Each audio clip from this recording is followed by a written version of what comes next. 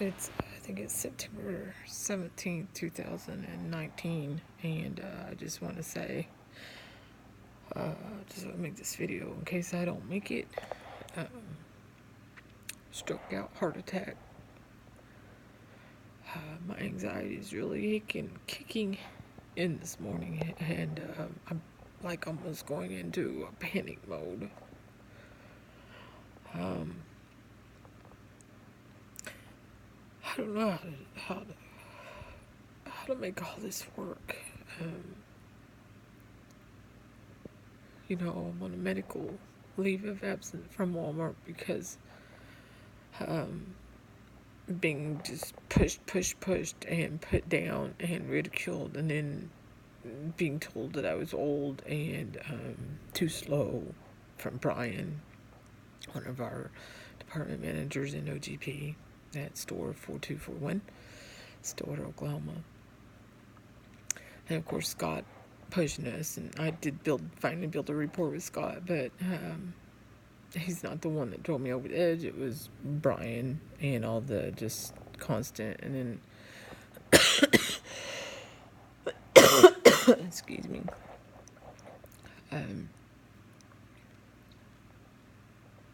But anyway, I'm on 30-day leave of absence. I started out with a 7-day leave of absence, and then I kept trying to go back to work, and I just couldn't. I would get shaky and stomach cramps and dizzy and almost vomit. Just anxiety, panic attacks. But anyways, from there, I've taken a 30-day leave of absence. I don't even know how to fill out these Sedgwick's papers. I've got to go see a counselor, and then I have to go see a doctor to even get released to go back to work. And y'all, I don't have any health care. I have no money to even go see a doctor. In the meantime, I've been trying to apply for jobs that maybe I could do. But the problem is that when you can't think and you have brain fog, because I was exposed to toxic molds, so I'm trying to detox from all that. My mind is just fried. I can do things that I enjoy, like crafting. I love mowing yards, working in the yard, but it's so hot right now. It's in Oklahoma. It's so hot. And, I like reselling and everything, but that all takes time. And I haven't been able to do that, and I'm so disorganized. I'll show you. I'm working on it. I guess this thing doesn't turn around. Yes. Okay, guess I'm going to show you. Well, here, I can show you this way. So, I'm working on it, y'all. And my house is not too bad, but let's for a sleep over there. Anyway, I just see I'm scatterbrained and can't stay on track.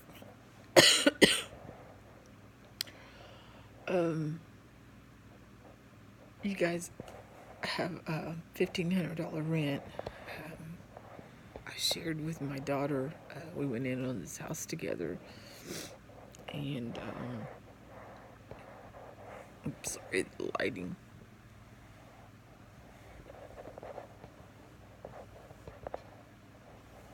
We went on this house together and split the rent and the utilities, and then she met a guy, and I liked him at first, and then he and I just couldn't get along, and so she chose to step out. Yes, she's still in the lease, and she paid for a little while, and now she's decided that she doesn't want to pay. So last month I paid the rent, and I had to actually get a loan from my mom because I don't even make $1,500 a month working at Walmart after taxes and everything. And so, try to supplement a little bit with my reselling. But there's been so much going on that I hadn't even been able to focus on that or do any crafts since I moved in here. And we moved in here in the end of January, right before February, I think. Anyway, my lease is up on December 31st. But, you guys, I don't even know how I'm going to pay rent this month. I've not worked. I'm trying to go through this stuff. I've been trying to sit down and apply for jobs. trying to be look for remote work. Something I can supplement.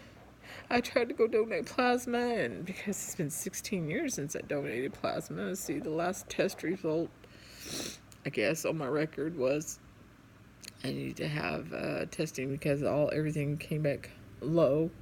So, I had to just was able to draw blood, and I have to wait till the 23rd even of this month, September 23rd, before the test results even come back.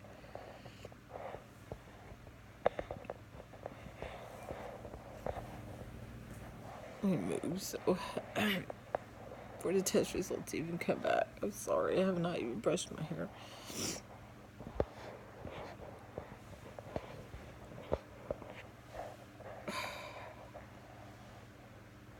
Anyways, guys,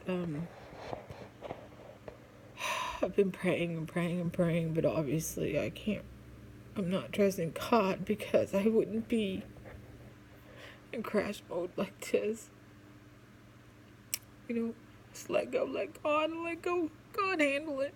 I don't know how I'm going to come up with $1,500. Let alone the bills that are due right now. All my utility bills. My phone will be shut off in 2 days. That's what I used to talk to people to resell. I have 3 cats and my son. My son has a disability that doesn't qualify for disability. He has Tourette's and a tic, and people, they see that and they don't hire him. He's 24, and so I would love for him to be able to work and help out with supplemental income, but people just don't hire him. You want to say discrimination doesn't exist, but it exists very well. Even Walmart discriminated against him, and I told them that, and they said, "Oh no, we didn't." But yes, they did. But anyway, that's a different story. But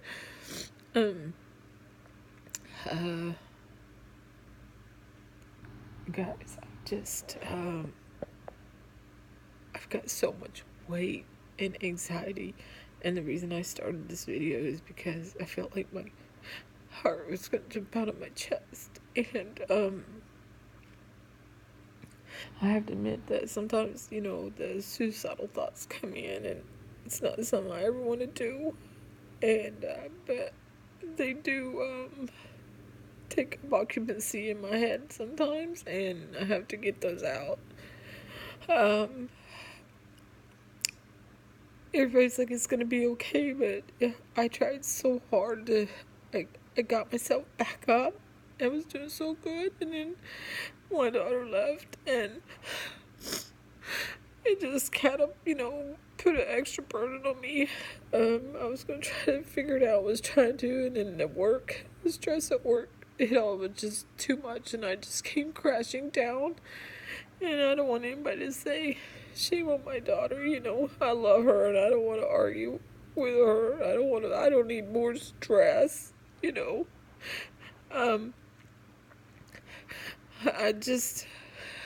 I prayed really hard to get into this house. I spent everything I had to get in here, everything I'd saved up to get in here. I have no money to move.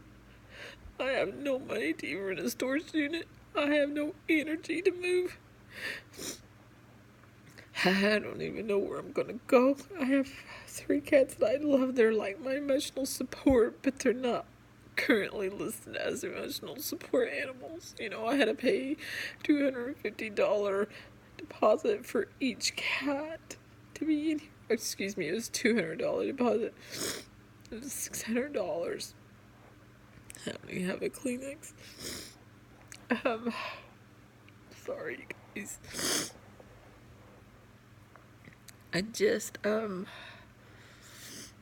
This is real. This is real life. This is an emotional struggle, emotional journey. It's darn like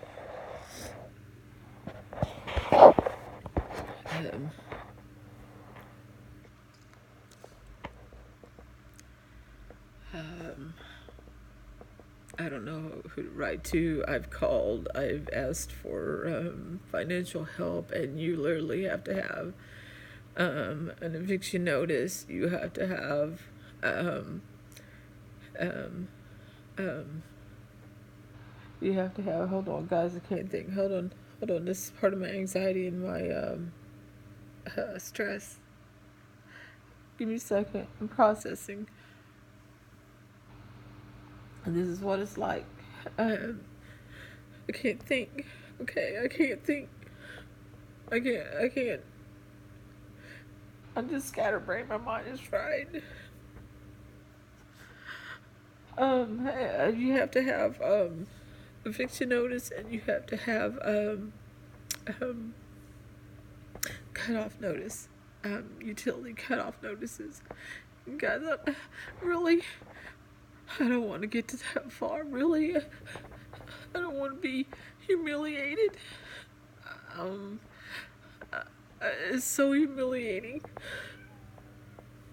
I tried so hard to get up. I didn't think I was going to be in this situation, or I would never have gotten in this.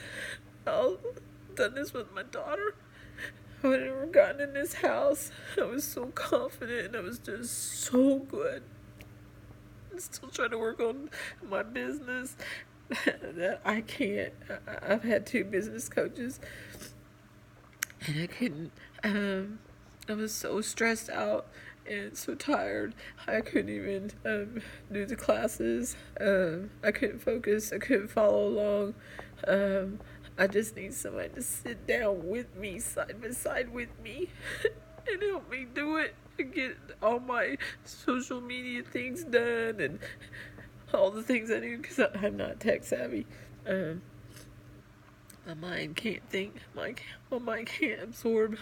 I explain my mind working with information, and my mind of like this. It's imagine a woman's egg. You know, we've all taken, or most of us have taken sex ed class if you're my age. imagine a woman's egg, and sperm. You know, remember the egg, and they would show the little sperm swimming, and then they'd be all over the egg and trying to penetrate the egg, and you know, bouncing off and trying to penetrate. That's how information. That's my brain. That's information. This is my brain. Information.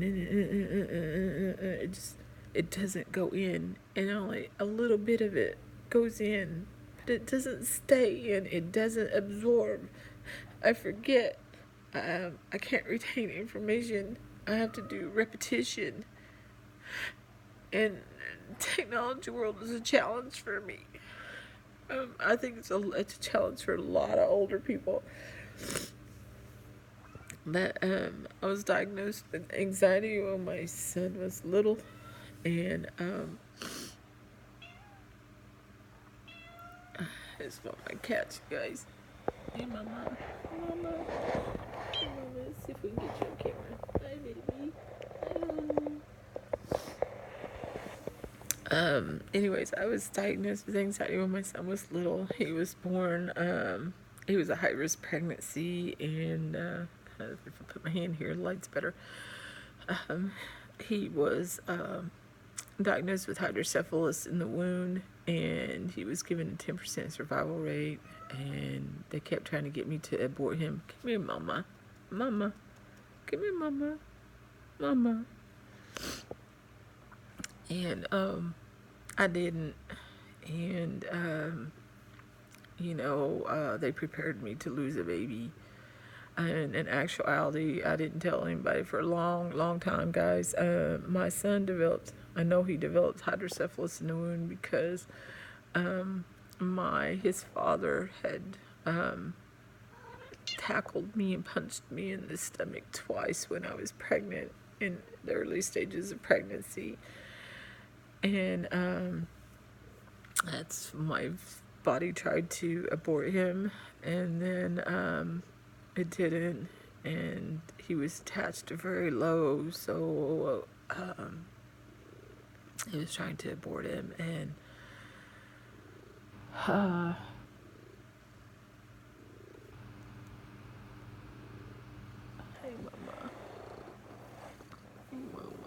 got you, baby. He's my girl. He's my girl. He's my girl. He's my girl.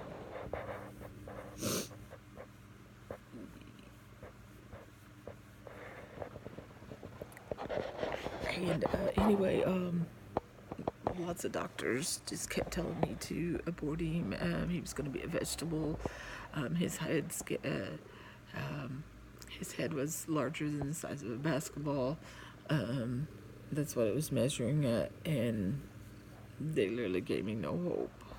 And but God had given me signs, especially the first day that I found out that there was something wrong.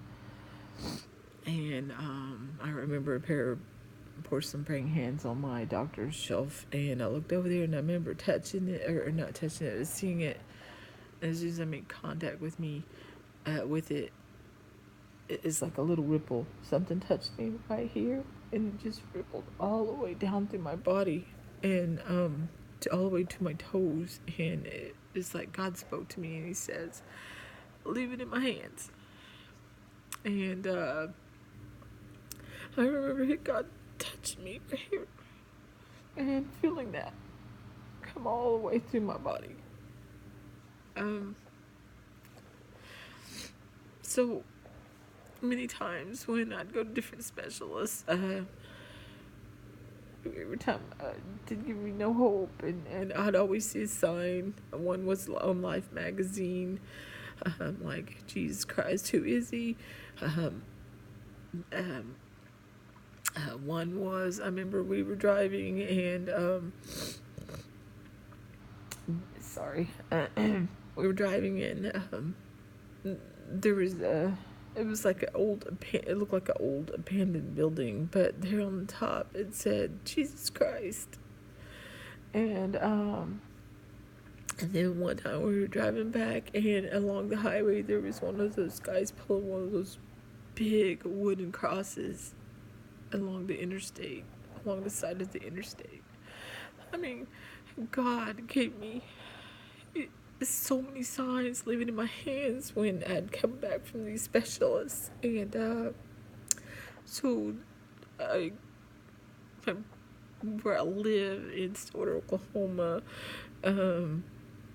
there is no they weren't equipped to handle that. Actually, at the time we were living in Cushing, Oklahoma, so Stillwater, Oklahoma would have been a little bit bigger hospital in case I went into labor. Yes, Cushing could have delivered him, and so could Stillwater, but because of his medical issue, I had to go to Oklahoma City Children's Hospital. Actually, it was OU Medical Center, but he ended up in Children's Hospital. They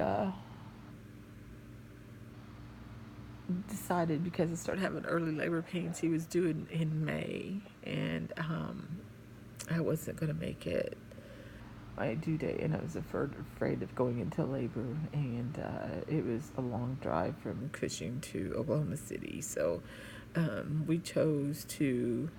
let me pick a date, and the earliest date I could pick was September 18th.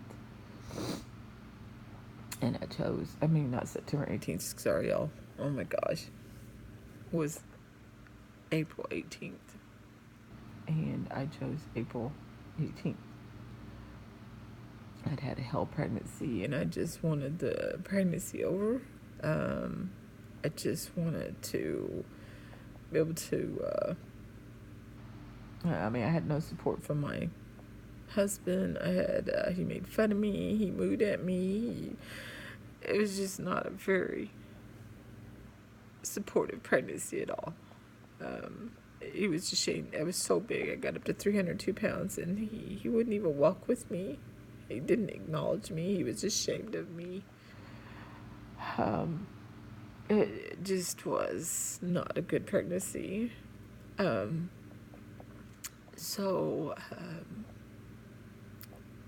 chose April 18th. April 18th came, and had him by C-section. Of course, we had a room full of doctors, and he came out. They didn't expect him to breathe on his own, but he came out and breathed on his own. He was crying, he was healthy, and for some miraculous reason, because we had just did a ultrasound the week before, and his head was larger than a basketball. But his head wasn't. Not this time when he was born. And all those specialists and doctors that were in the room, they had the oxygen tent, all that was in there, all these special things, because they didn't expect him to survive. We had to sign a DNR, and my instructions were if you had to resuscitate him more than twice, to let him go. I literally was prepared to lose a child that day, because that's what they had prepared me for. But you guys, God is bigger. Remember, God said, leave it in my hands. God had other plans.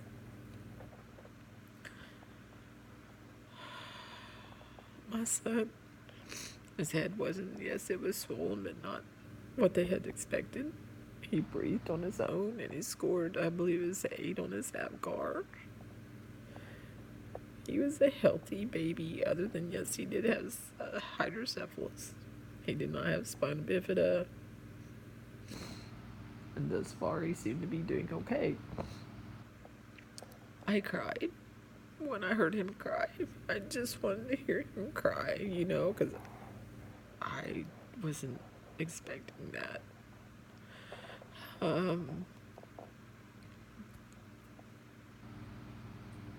It just, it was like a huge weight off of me.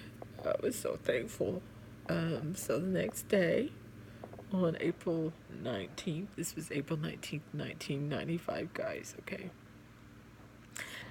I'm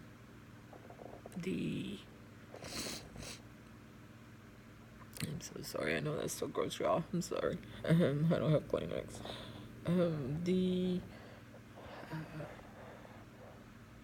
His doctor, his neurosurgeon at the time, I don't even remember his name, came in, and this was around 9 o'clock in the morning, we were talking about he was going to have a surgery to have a shunt placement at 4 o'clock that afternoon. And while we were talking, all of a sudden there was just this huge crash, shaking, loud sound. I literally thought a helicopter had crashed into the building. No, we were at OU Medical Center at the time, which is joined to Children's Medical Center. Anyway, the sound was so loud, and the whole building shook and everything. My husband was in a chair. I'm holding him against the wall. He thought it was an earthquake. Like I said, I thought a helicopter had crashed in the building, because the helicopters come in and out all the time.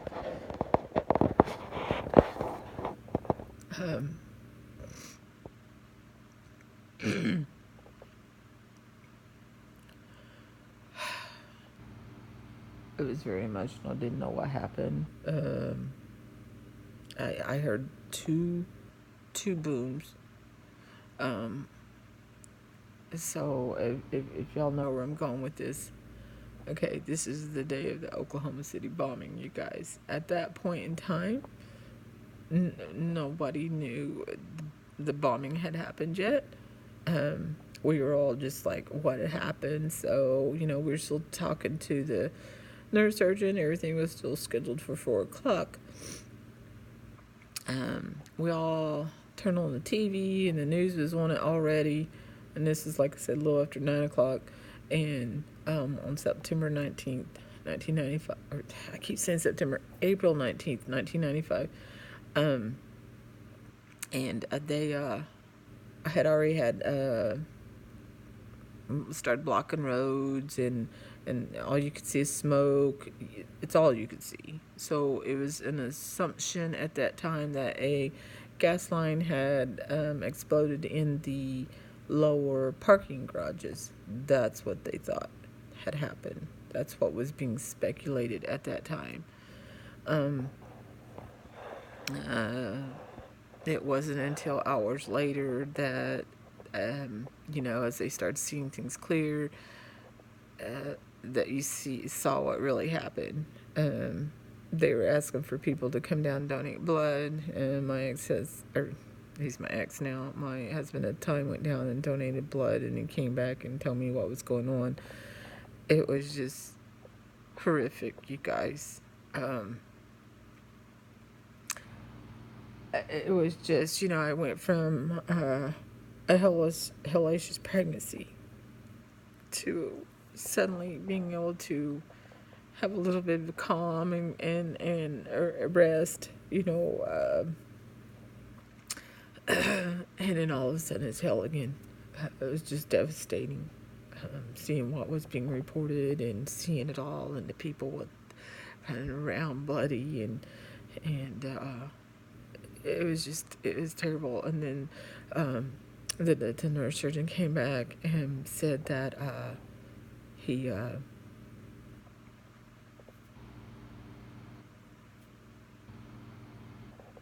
came back and said that they had to postpone his surgery. He was doing so good, so they're going to send him home, and we would come back the next week. So for me, I was like, yay, I just wanted away from there. It was just too much for me to handle. But so he was going to send us home the next morning. So the next morning comes, they take my catheter out. It's already around, I believe, 8 o'clock in the morning, which was really late for them to bring him in. I was kind of like, God, they hadn't brought him in for me. I was bottle feeding. I wasn't breastfeeding, but they usually bring him in real early in the morning for you to feed him. And, I was expecting to go home, so I'm trying to get everything ready to go home, and I was just waiting for dismissal papers. And so I called down I just walked down to the nurse's stations to call down there and asked them if I could get him and bring him back to the room and feed him. And they said, Miss Kennedy, did they not tell you? Did they not tell you that they were taking him over to surgery it was 3 or 4 o'clock in this morning? She said, he's over at Children's. They did surgery on him this morning, and he should almost be out and in recovery. She says, oh my gosh. She says, let me have somebody get you a wheelchair so your husband can wheel you over there, because it's a long walk over there. And like I said, just had a C-section and had a catheter taken out. And so we waited on the wheelchair, got all of her stuff over there. I was freaking out, going, oh my gosh, because I thought, guys, I was going home. And because he was supposed to have surgery the next week, and we did not sign any papers to consent to him having surgery. So it was all just thrown on me. So he wheels me over there. We get almost over there, and it's just utter chaos. People going everywhere, pushing people in wheelchairs everywhere, beds of people everywhere. And finally somebody comes running down the hall. Are you the Kennedys? Are you the Kennedys? And we're like, yes. And they're like, come with me, come this way. He's in recovery. He's in recovery in the hallway. And, I don't know what's going on. And finally we get to the nurse who's standing beside him, watching over him in recovery. All these people were babies and children are in recovery from surgery in the hallway. And she said, a bomb threat was called into the hospital. So they're taking precautions and moving patients. Of course, when she said that, I lost it. And the anxiety, the panic, it was just too much. I had a hell pregnancy. I thought I was going to lose my son, and then all of a sudden I had a little bit of an uplift, and then bam. After watching the bombing yesterday, and knowing what a bomb could do and how many people lost their lives and how many children lost their lives. And I already had survival guilt because, like, why, God, did you let my son survive? You prepared me to lose a child. I had 6 or 7 months of preparing to lose a child. How these people just went about their everyday lives. And I was prepared to lose a child, as prepared as I could be. I don't think anybody's prepared to lose anybody, but I was trying to prepare myself. That's what I was expecting, was to lose a child.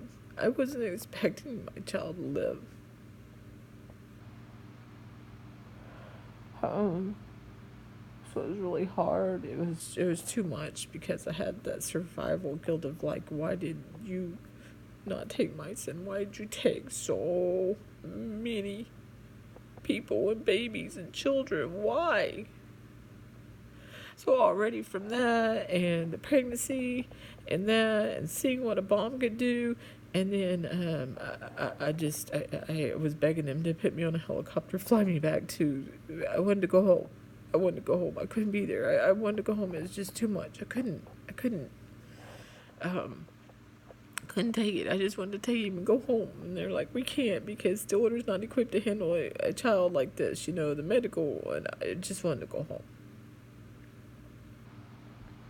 And then, you're just, my anxiety, was just in such fear and panic, and my emotions were just everywhere. Kind of like now, they're just everywhere. So, I'm watching, these, they're bringing in all these dogs, and all these bomb sniffing dogs. And where we were in this hallway, you could see down into the parking lot, and it's like in between two buildings, some kind of parking like that. And you could see them walking the bomb dogs, and these dogs are sniffing everywhere. And then eventually the bomb dogs are coming up into every room. They sniffed every person, bags. They sniffed everything. And you're sitting here, watching all this, and knowing that, is there a bomb? What a bomb could do? It just took off half or more of a building. Oh my gosh, guys, it was too much. I think, I don't remember if it was the next day or what. My husband let me go home, and just get cleaned up, and take a day rest, and come back. I think I came back the following day. I just needed to get away from there. I needed to run. I was in panic. I couldn't do it. My husband was starting to be a lot more supportive. His family was there too. They didn't like me. I was older, married to a younger guy, and but they were good with the baby.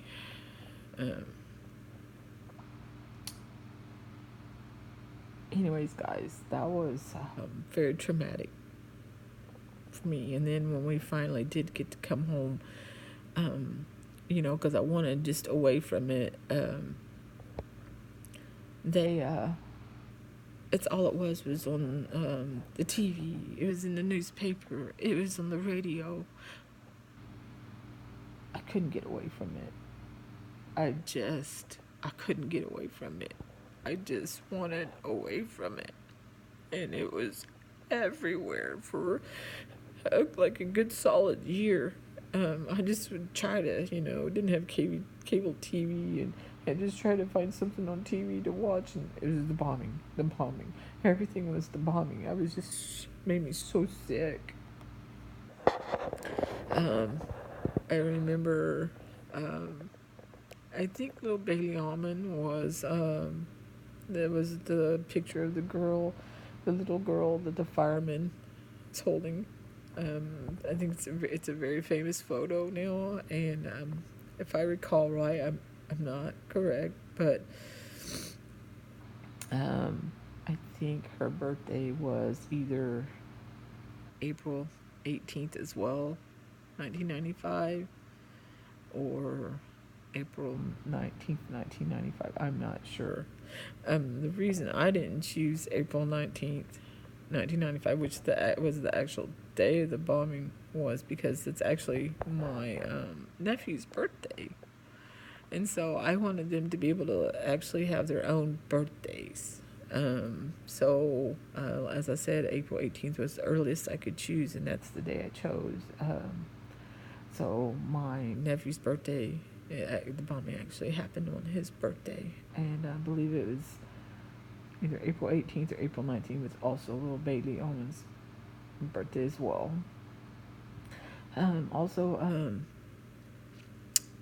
Which broke my heart because she should have been celebrating, and I had survivor's guilt. I still have survivor's guilt. I love my son, but I still wonder why. But anyway, from watching a lot of these stories talking about the children that lost their lives, and then the children that for some miraculous reason, like one, there's this little boy, and I will remember him because his name is the same as my son's. His name is Chance.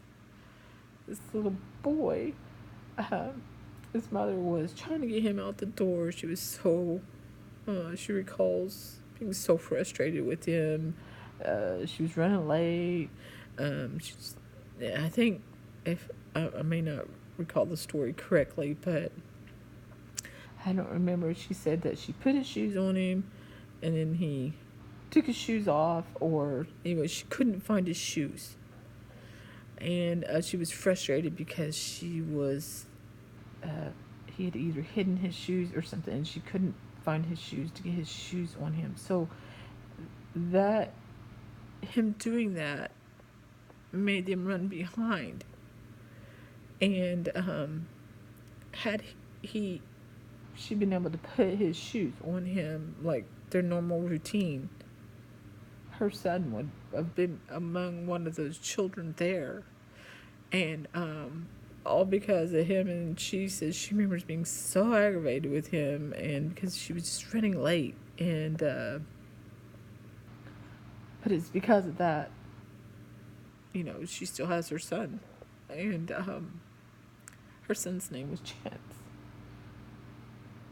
and my son's name is Chance, and I will remember that because they share the same name. And my son's name is Chance, and I call it his Chance. I named him Chance, or we named him Chance because, like I said, we weren't really given any hope that he was really going to survive. It was just a 10% survival rate. And so we chose to name him Chance, which means chance for life. We wanted him to have a chance at life, and God gave him that. Just like that little boy, God gave him that. I'm not saying that every child out there that's named Chance, that's why they named him Chance or what it means. I mean, it just has a special meaning to us. That's why we chose that name. And now I can remember that little boy's name because his name is Chance. And so I just, I remember those are the two main things I remember of all the children, and I'm sorry I don't remember more. I have not. I went to the memorial, and for so many people, it helps them heal. But for me, it's so tragic to me and so traumatizing to me. I've never went. I don't want to go. I don't want to go. I can't go. Forgive me, but this is how I feel. I feel like it's for so many, yes, they see it as a memorial, and for those who lost their lives and their and for those whose family members they lost. I'm glad it's a healing place for you, but for me, it's not, and I see it as a way to people pay money. It's become a like a money maker, and I don't like that. I don't like that. That's hey, let's go see the Oklahoma City bombing. I just don't like it. That's just me. I can't do it. I won't do it. But I know for a fact it's a healing place for so many people, and for that I'm glad that that gives them comfort. It doesn't give me comfort. Anyway, so from my son having so many medical issues and constantly being at the doctors and shunt failures and gross motor delay and so many things. I couldn't hold it on a job because there's no way, because I was constantly at the doctors. He was constantly in the hospital. We had to file medical bankruptcy, all kinds of things. But from there, I became, as part-time, just painting and crafting and reselling, and that's what I'd also go help at the farm. We had a family farm, and I would go help mow, and we also had our own 4 acres, and I did, mow my yard and things like that. That's what gave me comfort. My son was very difficult to deal with, so he was, he wanted held, but he didn't want held. He would bang his head on the floor, which I was so afraid he was going to give himself a head trauma. He would bite, he would scratch, he would kick, he would scream. I would have to put him in his room, and he would just kick and kick and kick and kick at that door, and it got to the point I had to go get counseling, because I was like, oh my gosh, if he breaks down that door, I'm going to hurt him. I couldn't get any respite care. Nobody wanted to help me with him because he was so horrible. I think he had pain, but he didn't know how to express pain. His head was hurting, and that was just his way of, he just didn't know.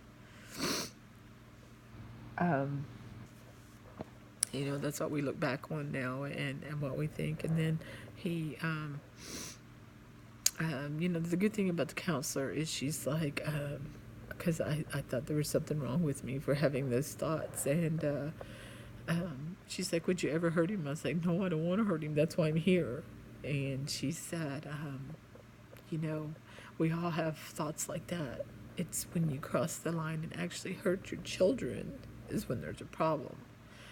And I never hurt him because I love him, and that's why it's there. And just to know that, I was normal, because I thought there was something wrong with me. And she said, no, you're normal. And this lighting is really aggravating me.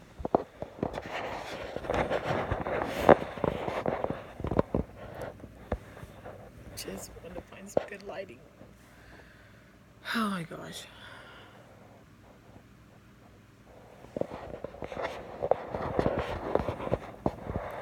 So anyway,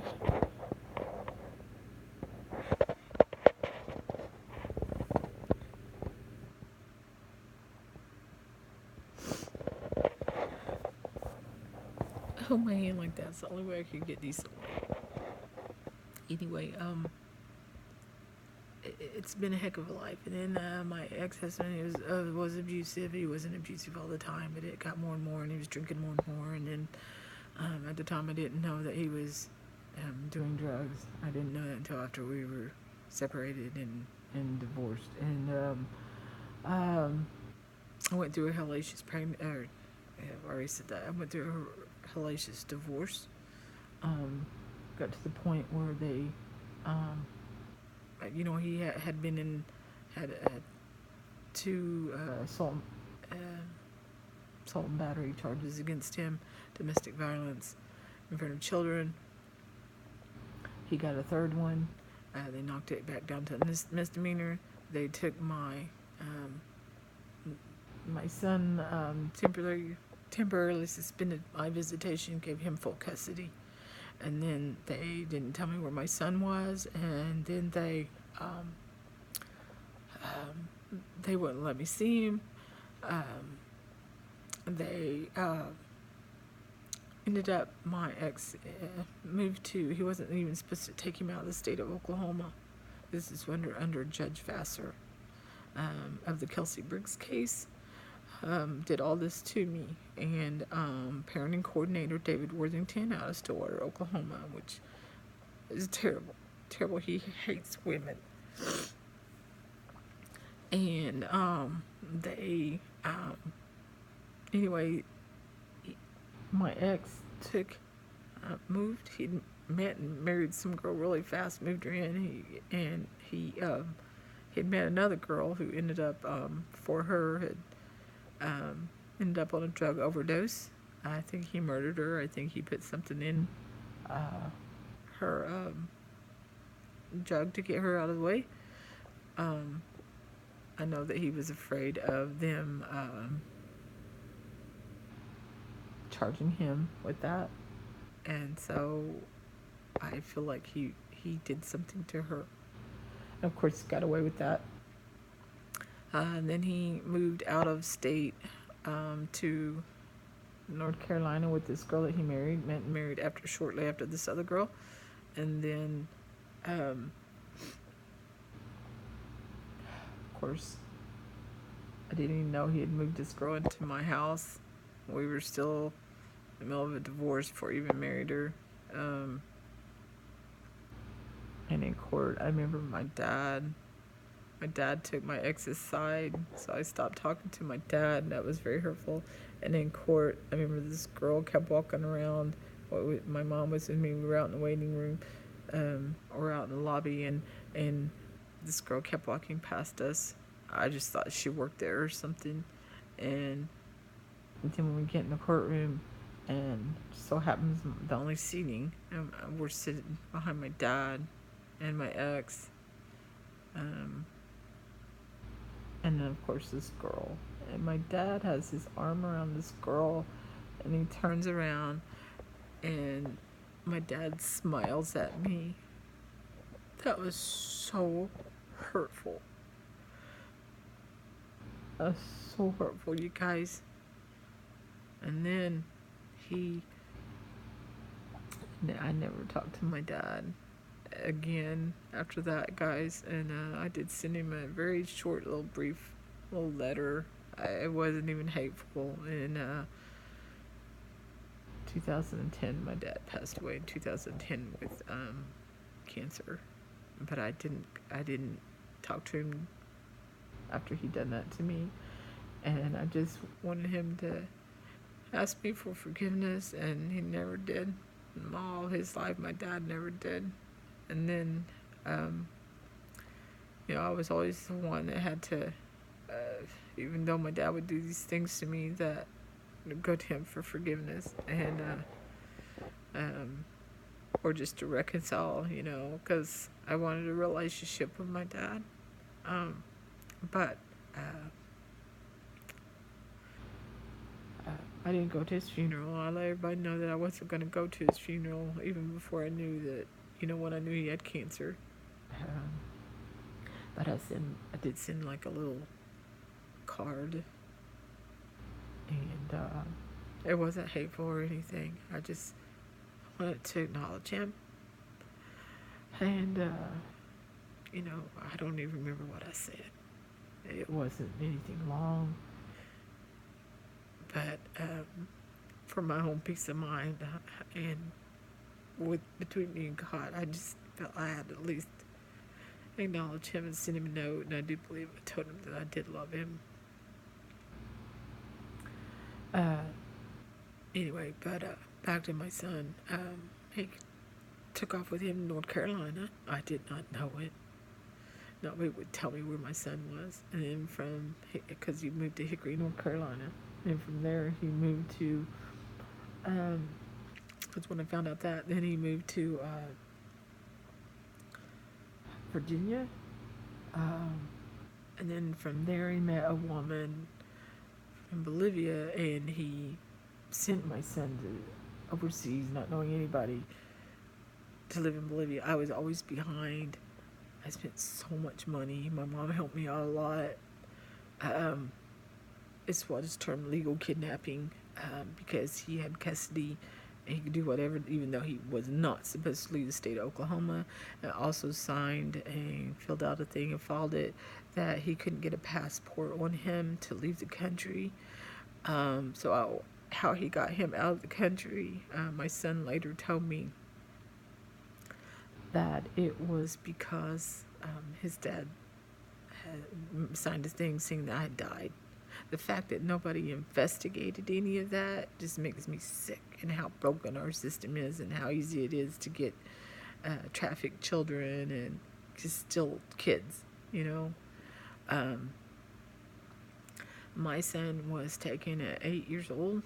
I had no idea where my son was most of the time, and then when I would find him, he would move again, and the courts wouldn't help me. They still wouldn't give me reinstate my visitation or my custody rights. They just railroaded me really bad. It's very hurtful. And for 9 years, you guys, 9 years. Me and my ex were divorced, but the property to this day, all the rest of it, is still unsettled in court. But he's dispersed of it. He's gotten rid of it. I got railroaded. I got shafted.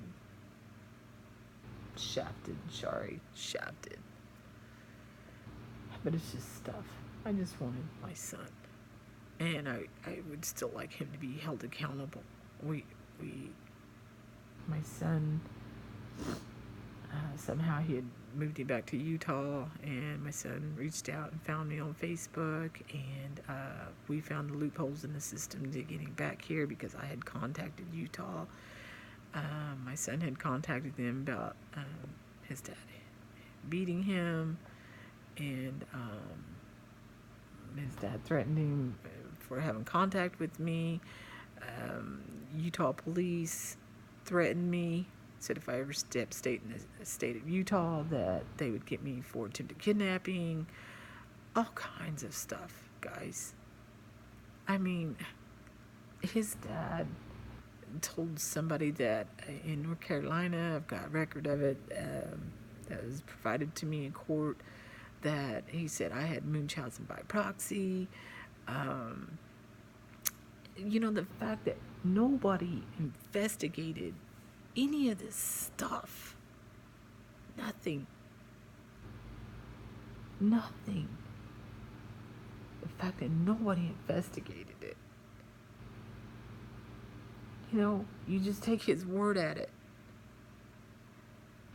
There's a child out there, my son, who has a medical condition, and I don't know anything about.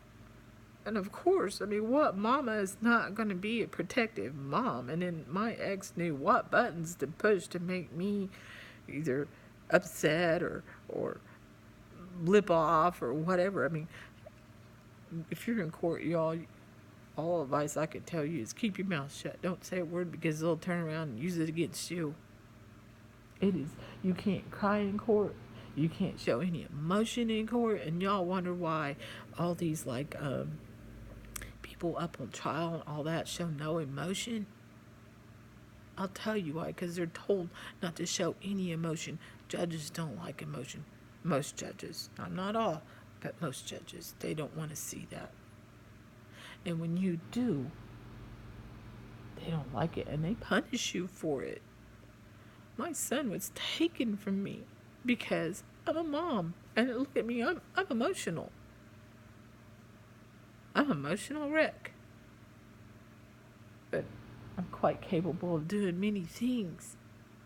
But because of all the drama and stress and PTSD that I have, I fall apart emotionally. I can only take so much before I fall apart. And I'm a really strong woman, and I'm proud of that. I've been through a lot. I'm still here. I'm still breathing. I'm still standing. But there's times I do get knocked off my feet. This is one of them. Um, my son found me when he was 17, and we thankfully had my domestic violence counselor, Brenda Gill. I've still her domestic violence had been on my case the whole time. So when after all these years had passed, 9 years, she was very familiar with the case, and she was able to help me. Uh, she talked to attorneys, I talked to attorneys, and found a loophole and in the system, and we got him, provided him a way to get back here, and to we provided him the way. It was up to him to utilize those. So, in the terms, that is not kidnapping. He chose to do that, and that's how we got him back here. And from there, it took his dad 3 days to even realize he was gone because Utah police, of course, called, realized he was missing, and they pretty much knew where he was, because I had already been trying to talk to them, but they threatened me, remember? So, of course. And then, so once I was contacted by the Utah police, we went into the safe house of sort of domestic violence, and from there received counseling, protection. My son was eventually able to get a protective order against his dad, and then he aged, I went, well, they call it aging out of the system. There was no reason for me to really, I wanted custody, or I wanted my custody reinstated. I wanted custody of him, and they're like, Miss Kennedy, he's got less than a year to turn 18 years old. He's got a protective order that's on file for 3 years. Just accept. And don't waste any more of your time. Don't waste any more of your money. You have your son back. And so from that, I was grateful. But, it's still the fact that what the system is, when it does that to you, you just want it made right. You want it. I was accused of all these things by the system that were untrue. Things made up about me, kept me from my son, and it was really hard because my son was 8 years old when I last saw him, and then he's 17 when he comes back. So so much time we lost with each other, and we're still trying to make up today, where he's 24 today. We have a really good relationship. It's taken him a long way to not be so introverted. He spent so much time holed up in his room, but now he's more sociable. He's still kind of like me. He's kind of a homebody. Nothing wrong with that. But ever since he's been back, it's been a struggle, and I haven't even got to take him anywhere because now I had a dependable vehicle. I was struggling to just get back on my feet. I spent so much money over the years fighting in court, thousands of dollars, and even mom helping me with money to fight, trying to find my son, everything. And all that money, I could have had a home, I could have had, but now I'm still struggling to provide, and he and I have never got to go on a trip together. We've never got to go do anything fun, not canoeing, see anything, not, I've never even seen Disneyland in my life. I've never even got to travel. I've never got to see the Grand Canyon or anything, the Redwoods. I've not got to see any of these things me myself, but those are things that I wanted to do with my son, and I still hope to. But my faith in God, there were times I was angry. There were times I just was angry, and I hated God, and there was times I wanted to die. I wanted to give up and quit. So guys, I've hit rock bottom, or felt like I hit rock bottom so many times with all of the stress and trauma I've been through. The positive thing, when you have a child with a medical condition and he's in and out of the hospital so much with surgeries and everything, and you think I had it so rough. I thought I had it so horrible. I always met people who, it's like, I was like, so many people in there with their children, and I'm thinking, oh my gosh, how are they dealing with that? Because I was having a hard time dealing with what I was dealing with.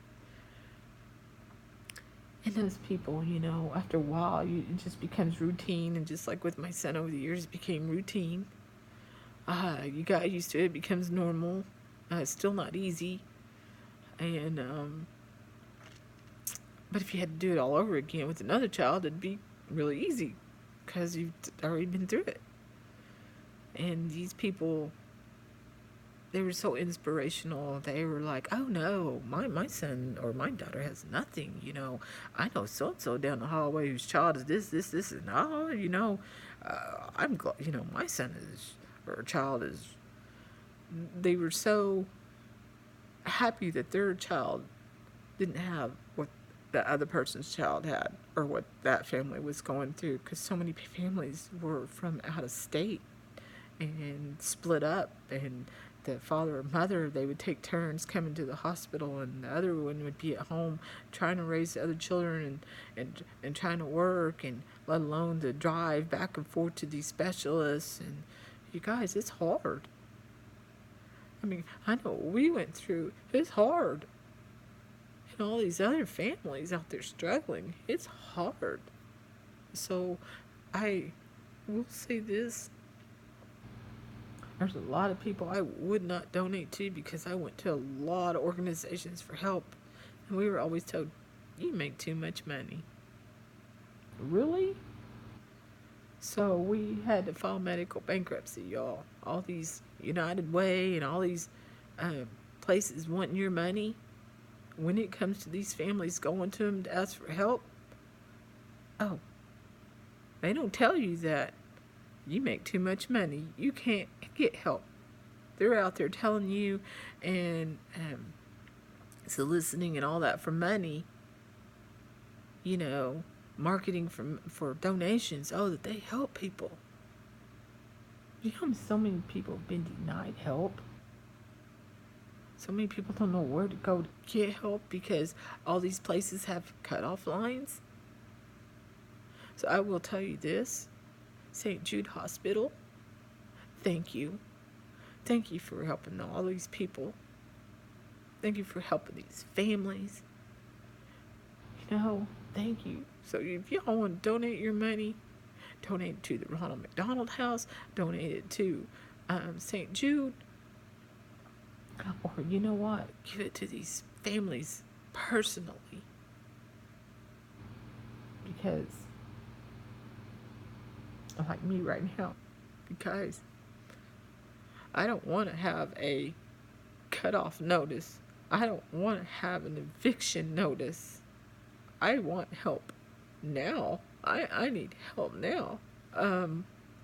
Maybe it's another crafter who needs help, packaging things and shipping things, or helping list things. That's things that I'm trying to learn to do as a reseller so I could grow my business. I'm not very good at that yet. I need to learn. someplace that, you know, I can just do something that's comforting to me, something that um, I'm interested in. Because for me, everybody, like my neighbor, bless her heart, she's like, "Hey, Sprouts is hiring." Okay, that's all said well and good. You know, I'm great. There's a lot of places hiring y'all, but the problem is my mind. It's stressful. I'm already at maxed out on stress. Then I have to go learn this computer system, whether it's cashiering or all these other things, or whether it's remember all these little details of their little handheld systems and how things operate and all their daily routines and everything else, operational things. I can't do it. I can't retain it. It just, remember, it's all these little things. Bing, bing, bing. And my head just grows bigger and bigger and bigger till it's about to explode. I can't do it. It's making me go in crash mode. I'm sitting here trying to look for jobs online. I'm just surfing all these job boards or trying to find other job boards and cross-referencing and going, oh, I didn't see this job on that job board, you know. I've asked friends, you guys,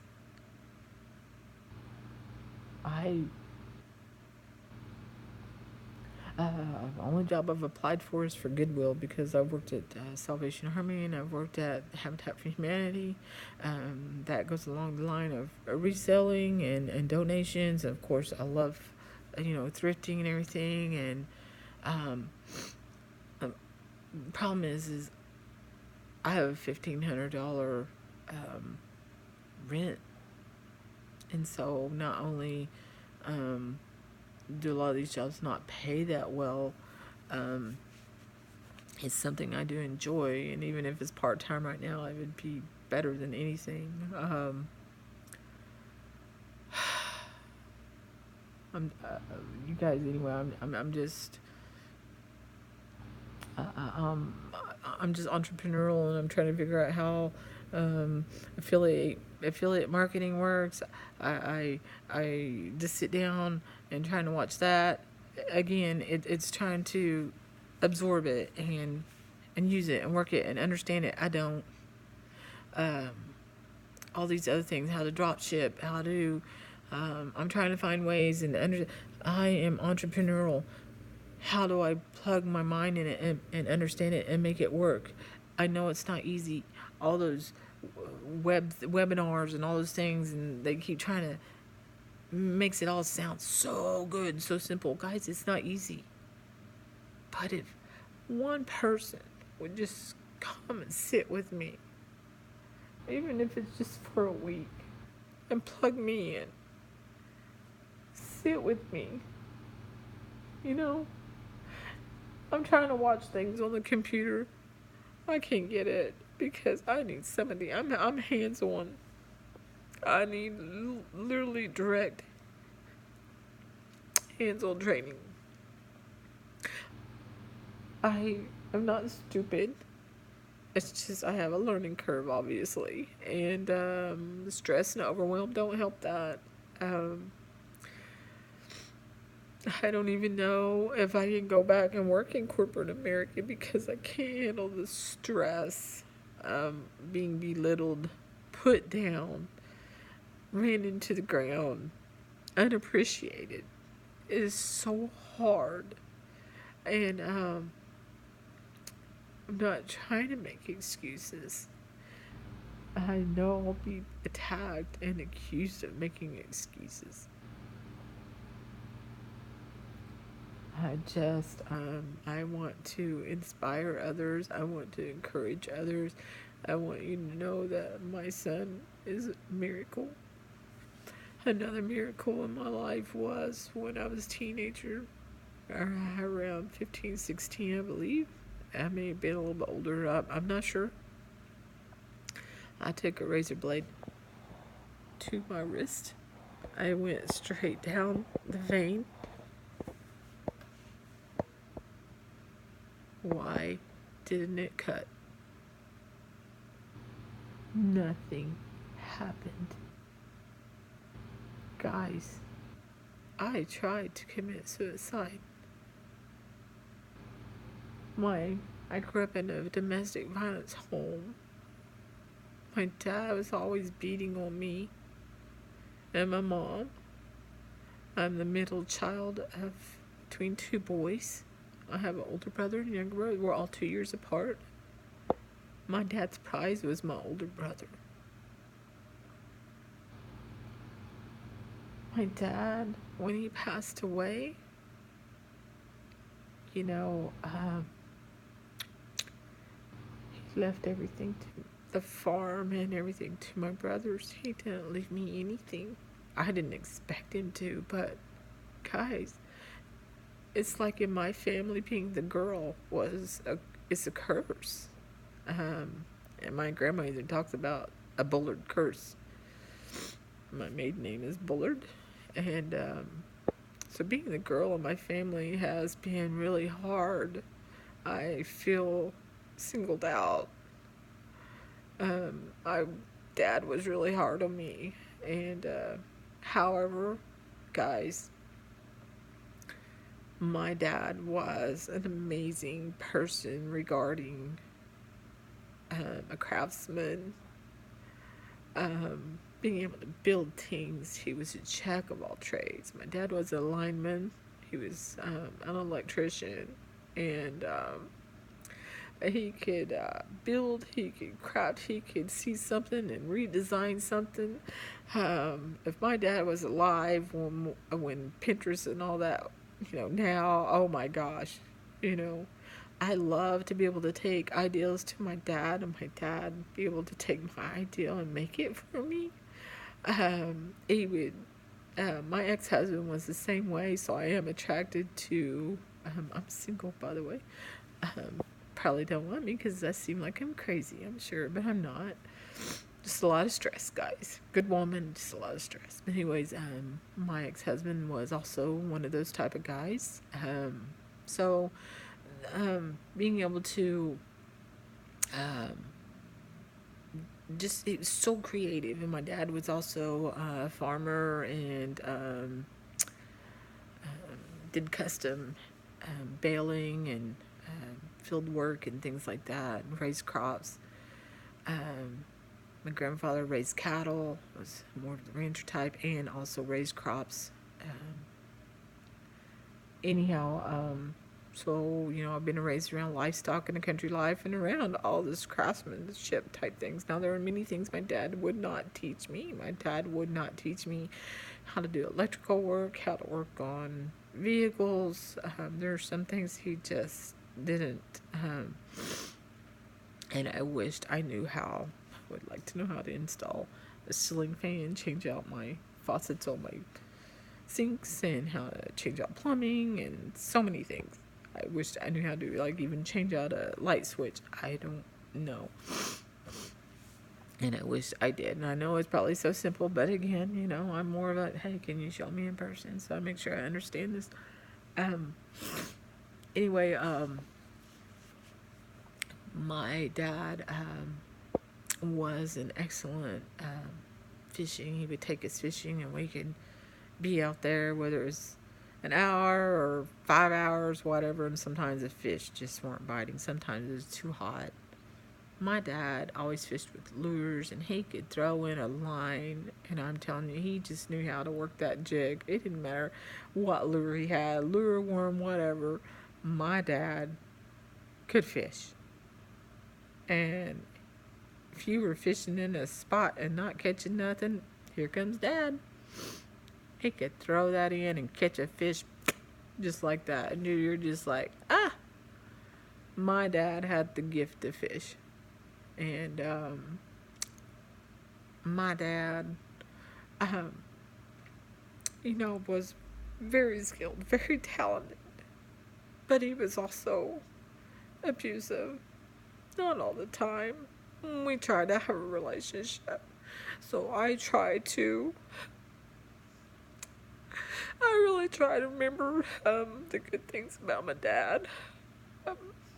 I really wanted to support when I was going through my divorce, but he chose my ex over me, and that just, you guys, after so much hurt in my life, I just couldn't take anymore. My dad, in my lifetime, had never, ever apologized to me. Not once. And, I took so many beatings from my dad. I just felt like I was, my dad's beatbox, or, object to beat on when he was angry, or he knew that I'm stubborn and I can be a little bit mouthy. And with wisdom, as growing older, I've had to learn to keep my mouth shut, because, as you know, by not doing that, as part of, didn't help in court at all. So I think being a lippy teenager, because my dad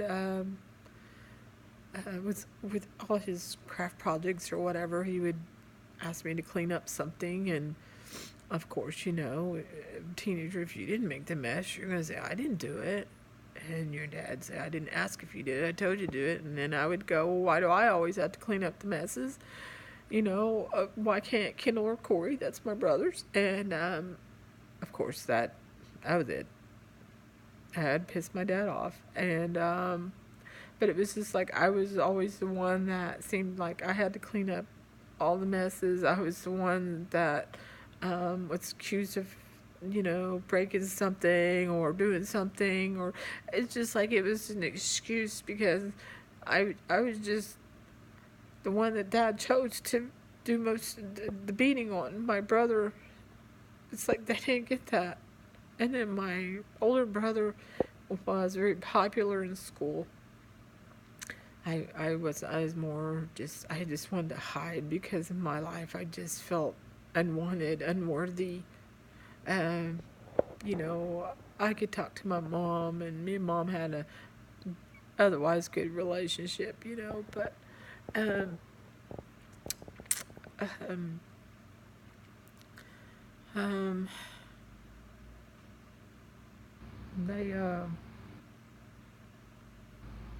they had a rocky relationship, and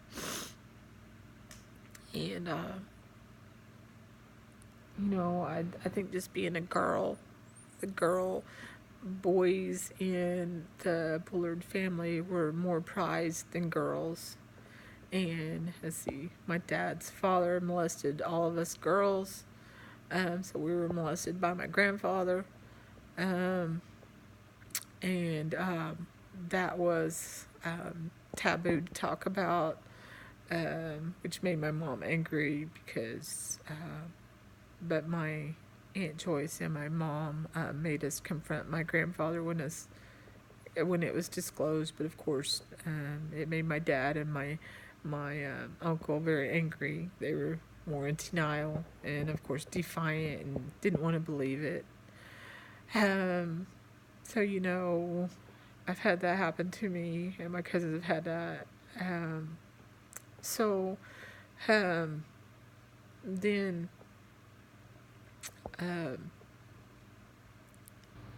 see, where was I going? Anyway, my dad and my brother. My brother was really popular in high school, and I wasn't. And you know, I remember like going, "Hey, Kendall," in, you know, the halls or something, and just, you know, because that's your brother. And oh, he would go. He'd humiliate me so bad. He'd go, pardon my language, you guys, because I'm gonna quote this: "You fucking whore, you hussy, you slut, get away from me, bitch. I don't know who you are, skank." You guys, he would do this in front of,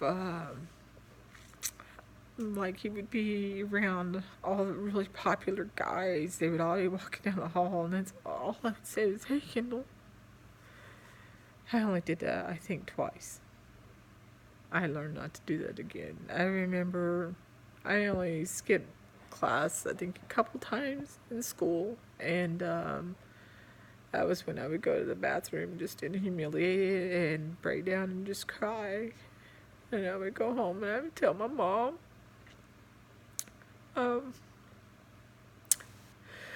And even though today, our brother's like, hey, you need to let that go. You need to, forgive me for that. That was back in school.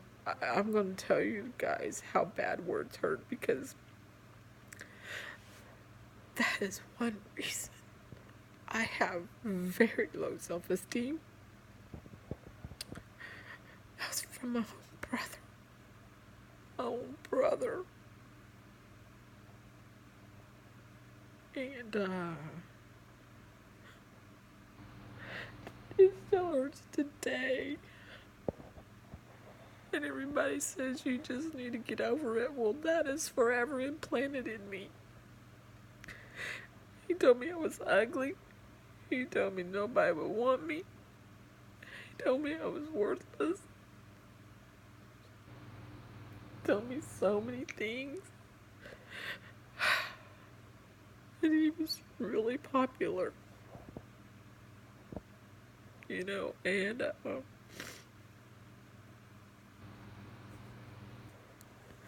me I was a loser. All kinds of things in my life. And, that's planted in you when you're young, when you're little. And my mom has one picture of us when, or not one, but a couple pictures. One when I was a baby picture of him having his arms around me. We were sitting outside in the grass. I was just a little infant. And then I would say maybe when I was around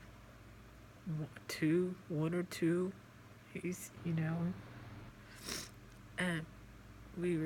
it was studio photos, and he's got his arms around me. And my mom always says, I don't know what happened when you were little. He was so protective of you. I don't know what happened to him. And even to this day, he doesn't hardly go see my mom. Well, he really doesn't see my mom. He was always too good. He's too good for me. He's too good for my family. I tried to help his daughter and my sister-in-law who passed away of cancer, and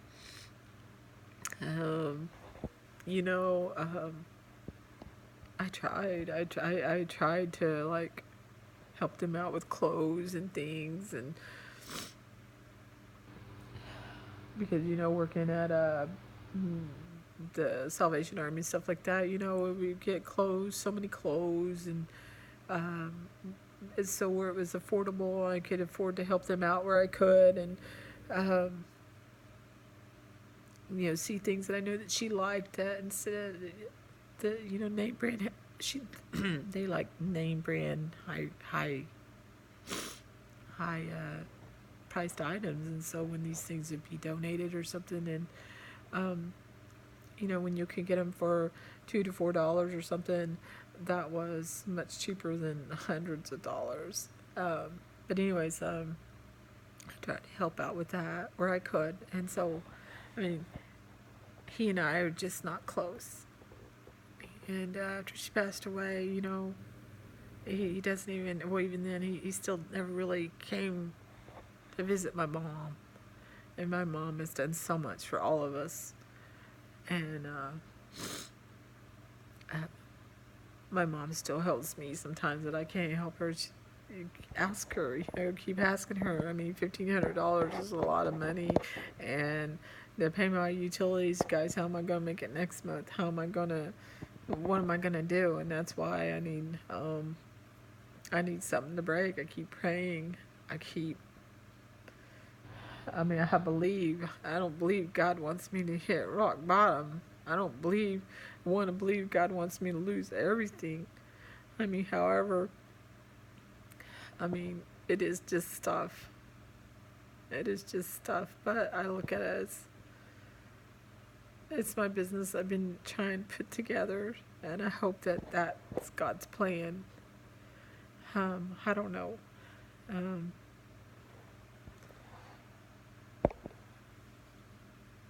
But I just want everybody to please don't give up. I've been to a lot of stuff. A lot of people are worse off than me. A lot of people, like in the Puerto Rico, the Bahamas, and the people that had tsunamis and all these things. So many people and so many animals have lost their lives, and it could be worse for me, and I understand that. It's just what I'm going through. With still trying to heal from the toxic molds. Detox is expensive. I can't afford doctors. Um, it's it's hard, and then wanting my son to find work, and people not just looking at his tick, because he rolls his eyes like this and rolls his head constantly, and so that's what people see, and it breaks my heart. I don't know what his purpose in life is. I don't know what my purpose in life is. Why we went through that. Why God allowed him um, to live. Why he's still here with us. But there's a purpose. And I know um, it's in God's timing. And each time that we go through these struggles is to bring us closer to God and our faith in God. And I just pray that my timing is soon to find out. I've been, since I divorced in 2002, and I always wanted to find another relationship, and it's hard trying to find a guy that's crafty and all that. I mean, this online dating, everybody just wants sex and send pictures. I'm not into all that. That's a very important part of a relationship, but that's not what I want to talk about. That's not what to be disrespected like that. I just, you know, I just want.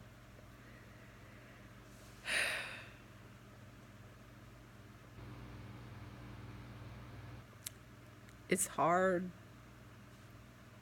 It's hard doing this by myself. It's hard. I want to be able to create. I want somebody. There's my ex-husband, my son's father, being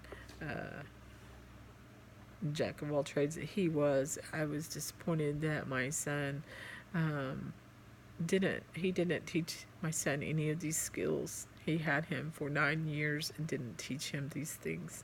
And it breaks my heart, because I want to be able to do these things with my son, and my son doesn't know. And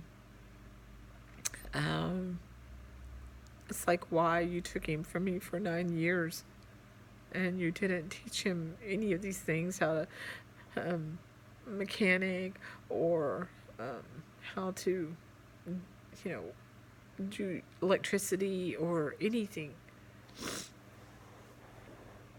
His whole purpose was to take him and hurt me, and he did hurt me. It hurt very much. Anybody who's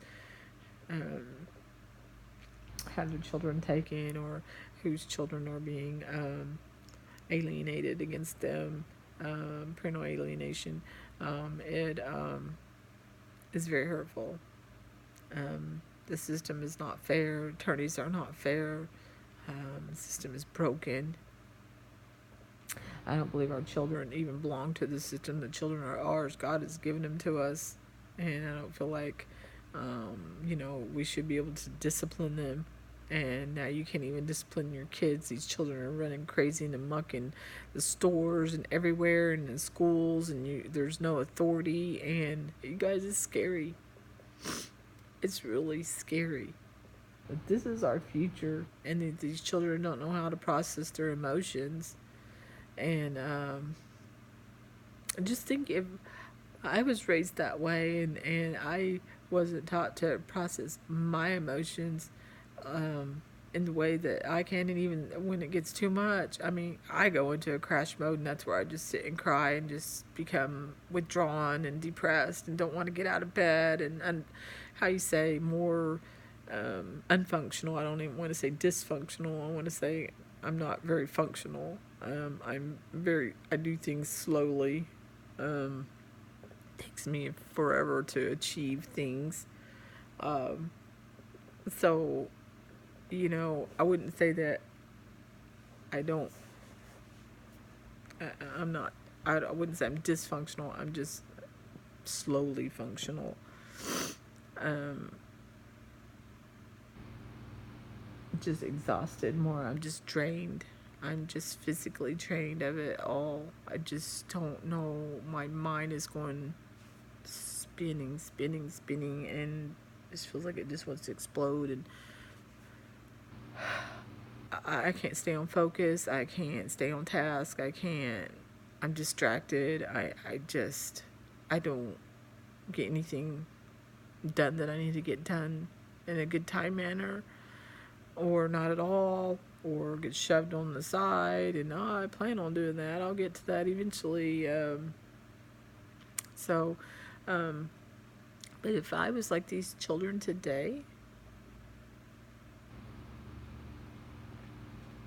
at least my parents, by disciplining me, um, they taught me boundaries, taught me respect. They taught me I don't always get my way. Um, that's just life. You got to pick yourself up and keep going. Don't give up. That there is a God, and have faith. My parents taught me good hard work ethics. If I didn't do it right, do it again, do it again, do it again, do it again. It was so obnoxious, you know. Um, it made me feel like I wasn't good enough. It was very hard. Um, I do believe in that, except for the point that it just would have been nice to hear that, hey, that looks really good. You did a good job. It took my mom. My mom is 76, I believe she said the other day. Just only in the past few years has she ever finally started saying she loved me, or even tried to hug me. My mom, I've told her I love her my life. I tried to hug her all my life, and my mom pushed me away. It's nothing like being like pushed away, or like your mom turn her head like that. You can go to hug her and push away. My mom did that to me all my life. Talk about rejection. Even though she helped financially and helped whatever she could with the kids and whatever, my mom's love was a weird kind of love. But sometimes you need to hug people. Sometimes they just need a hug. I needed a hug. I need to feel like I was loved, not just materialistically loved. But me and my mom, I'll tell you this, we cannot live together whatsoever. I've had to move in with her a couple times, and it's a nightmare. Because my mom does things her way, and if you do it a different way, it's not the right way. It's got to be done her way, and then so it gets just to the point where I don't want to help her. Because I'm like, if you're just going to complain about everything that I do, I don't want to help you. And then she goes to my brothers and says, I'm not helping. We're just laying around doing anything. Well, I'm trying to stay out of your way. So, then my brothers come down and, you need to get out. You need to move out. It just becomes, it's really frustrating that there's, other sides they don't see they just take her side. And, but now my mom, I'm not there now, and we get along fine. When I'm not there, we get along fine. And my mom is very supportive, and, I'm the main one that takes care of her, sees her, and my little brother Corey will come do things for her. My older brother, he doesn't call her, doesn't come see her. He'll bring her flowers maybe on Mother's Day, but and he'll show up at Christmas or a holiday, If it's Thanksgiving, he'll show up. That's about it. But in the meantime, he's just scarce. He's not there for her. And it's really sad. She's done so much for him and for my sister-in-law when she was battling cancer and all that stuff, and for my brother to treat our mom this way it's sad, and it hurts her. It hurts her very much. And she loves him. She's concerned about him. She's concerned about the kids. Even the grandkids don't. Mom did so much for all the grandkids, and even they don't come around. They don't hardly, pretty much don't call her. It's just pretty much me and Corey every once in a while, my daughter, until she's got in this new relationship. And now she's so busy for everything. I mean, my mom wants to see the grandkids. Everybody's just too busy. But anyway, that's my story, guys, so far in my life right now. I hope to be able to stand before you and give you a testimony on what all God's gotten me through. I pray that, I just ask that y'all pray right now for me. Sorry, this lighting. I ask for prayers for me and my son. And a lot of people, not just us, but I ask that God lift us up and get us through this hurdle, this financial struggle, that I may be able to make the financial breakthrough or the breakthrough entrepreneurial, that I don't get evicted, and that I'm able to pay these bills, and that I continue in financial growth. I ask that y'all just lift me up, please, in prayer, me and my son. And I have a lot riding on me right now, and I'm scared. And I'm not supposed to be scared. I'm not supposed to be fearful. I'm not supposed to doubt God. And I can witness and testify that God's a mighty miracle worker, because He has worked many, many miracles in my life. Oh, one thing I didn't tell y'all, because here's another thing that happened to me. Not only my son surviving, so my son survived. When I cut my wrist with a razor blade, nothing happened. Talk about that was a shocker. So I didn't even try that again, and that's why I know I'm still here for a reason, and why, yes, thoughts of suicide cross my mind periodically. I have to ask forgiveness for that, because number one, it's not something I'll ever do, but they do occupy my mind sometimes, and because I get tired. But you guys, when I was little, I was a thumb sucker. Yeah, I sucked my thumb, this one and my other one, and I did this. That was my security. My parents tried everything. They tried everything.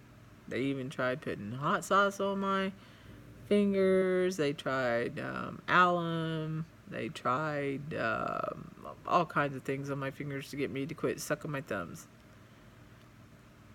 If my dad would wrap my thumb, he put it like in a butter cinnamon mix and put like a wrap on it. Well, as soon as that was done, because that was awesome. I love when they did that. I would just pull it off. And they tried binding my hands. I would just suck my finger. Or something. I would. It didn't matter. That was my comfort. And I remember being in 5th grade, guys. I remember being in grade school, still in school, and I'd sit at my desk, and I'd have my other hand over my hand, and suck on my finger. I remember that. I was teased very much for sucking my thumb. But I remember in 5th grade, It was the summer between 5th and 6th grade. I was now going to go be a 6th grader. I was going to a new school. And I remembered I didn't want to be teased anymore. You know? Not a whole lot of people at school really knew I sucked my thumb. It was more the people I was around, kids around home life, They knew I sucked my thumb, so they were more the teasers. It wasn't really I was bullied in school for it or anything, because I tried to be really, really discreet about it.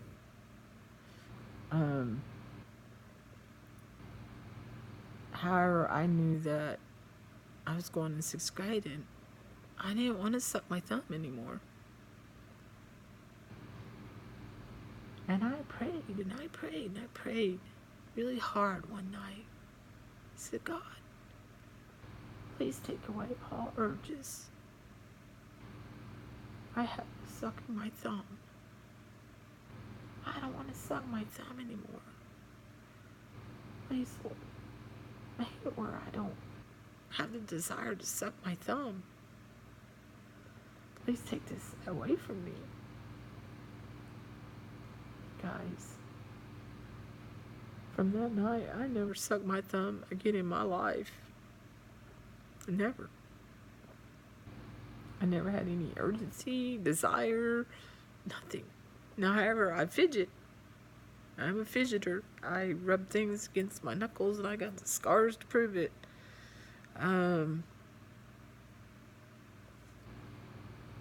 Also, I have trichotillomania where you pull out your hair. I have to be careful about that. I've had many bald spots.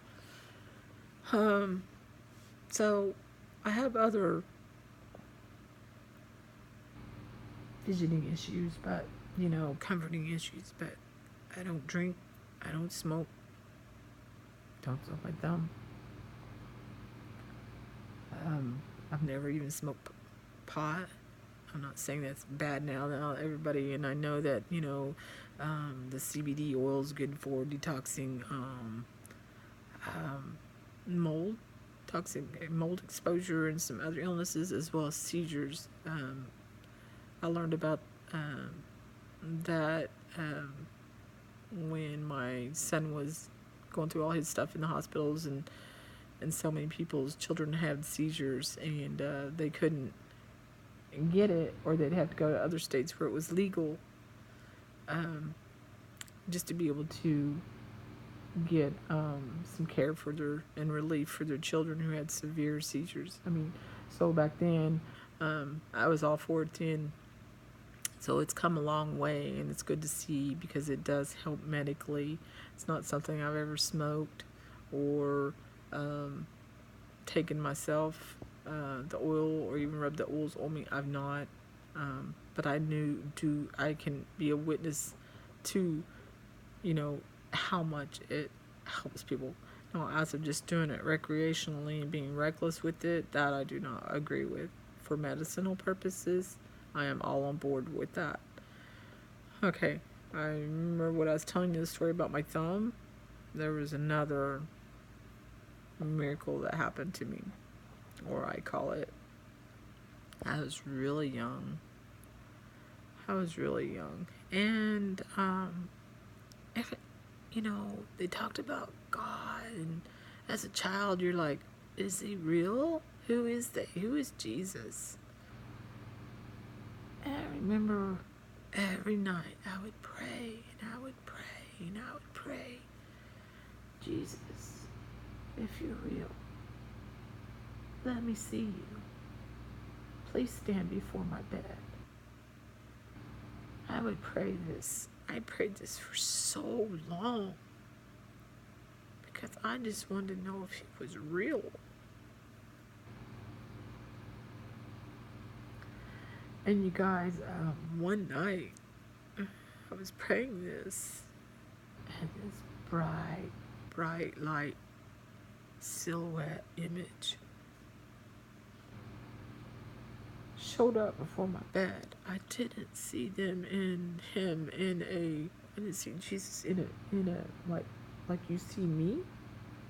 I saw the light, the silhouette of a spiritual being, and I remember jumping up out of my bed. I ran to my parents and I said, "Oh my gosh, Jesus is real! Jesus is real!" You know,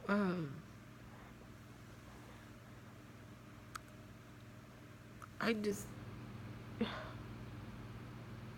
I know Jesus is real, and I know our Heavenly Father is real, and the miracles in my life that have been performed, as well as sometimes just, God, I need $10, to be cat food before I get paid, or the little things to the big things. So I'm here to testify that He is amazing, and He's real, and He's working in our lives. And even though I am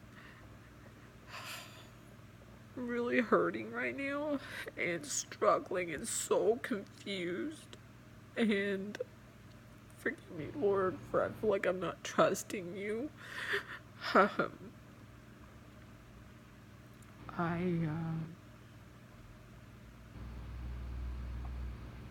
just want people to know that I just want to be able to come back and tell you that God got me through this financial hurdle, that I hope to come back and say that I didn't lose or get kicked out of my rent house, that, I'm on my way to being financially self-sufficient again, and becoming where I can have the money to go take my son and myself on a trip, where I can buy me a vehicle, because I'm using my mom's car right now, so I try not to go very far in it. It's a little older car, and oh, God forbid if something happens to my mama's car, my family will never. So, to be able to purchase a vehicle again and be able to be more financially secure, because I have no nest egg. I have nothing. I have nothing to fall back on. No savings, no nothing. I remember the savings that I did have, a little bit. I spent to get in here, to get me and my daughter in here, the deposits and everything, and so I literally have nothing to fall back on. I have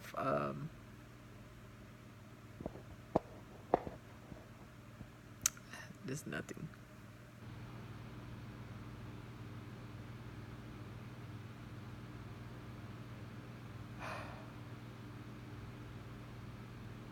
I don't even know what I'm gonna do. But I know God has a plan, and I know God's working. And I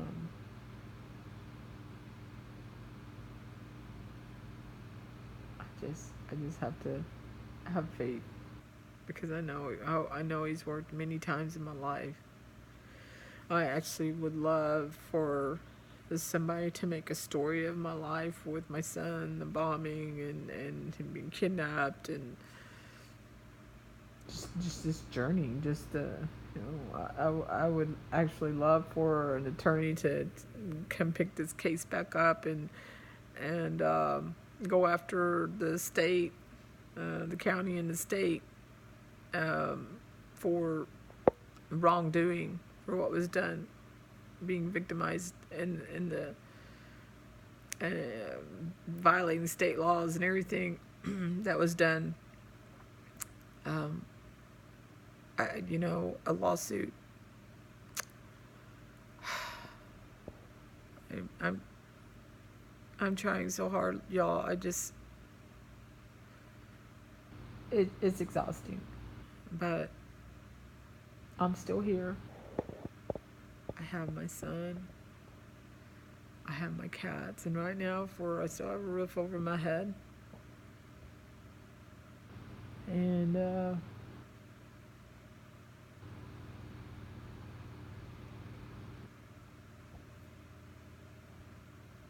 I'm gonna go brush my hair and go get busy. So, thanks y'all. If anybody watches this, I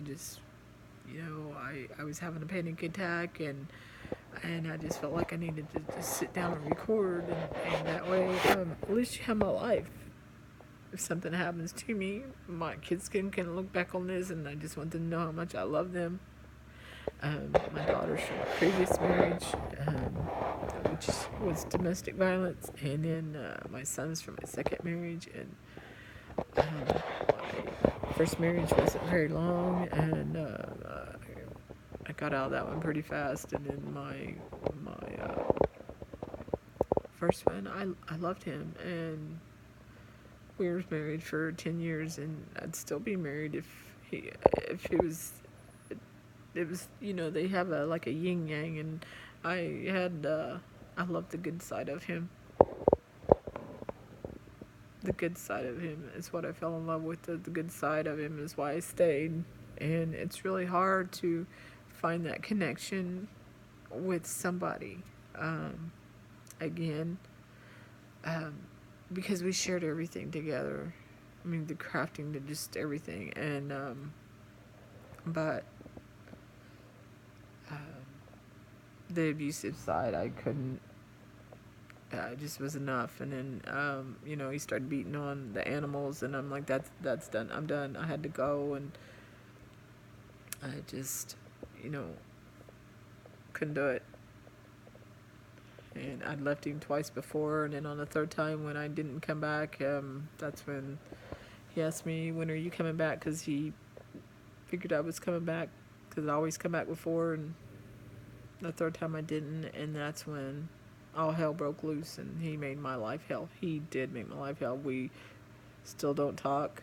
We've texted each other through, because he'll ask about my son, but he's a narcissist, and he tries to manipulate my son, and it scares me, because I want my son to have a relationship. I don't want to be able to tell my son he can't talk to his dad. That's not up to me. That's my son. I don't want to do what his dad did to me, and I refuse to. But my son doesn't really want to talk to him. A few times he's tried to be very manipulative to my son, and said some hurtful things, and my son just, I think there's still a lot of things my son hasn't told me. It takes time for them to heal, and just to tell everything, and sometimes they don't ever tell everything, and that's okay too. It's just the few times that we've tried to talk to his dad. His dad's wanted to come see him and stuff, and he's already kidnapped him once. How do I know he won't do it again? I will always have that fear of somebody taking my son again. I don't care if he's 24 or whatever. My son was kidnapped. He was taken, and by the person that was supposed to love him. I don't want that to, even if I was to go with him, I don't trust him. I don't know what he would do to us, because would he hurt us? Would he feel like, I don't know. I don't even want to. I think about those thoughts, and it's scary. I just can't trust him. And the fact that so many people just think that he's a great guy is really hurtful too, because they don't know the other side, and that his family went, except for one sister, Charlene, thank you.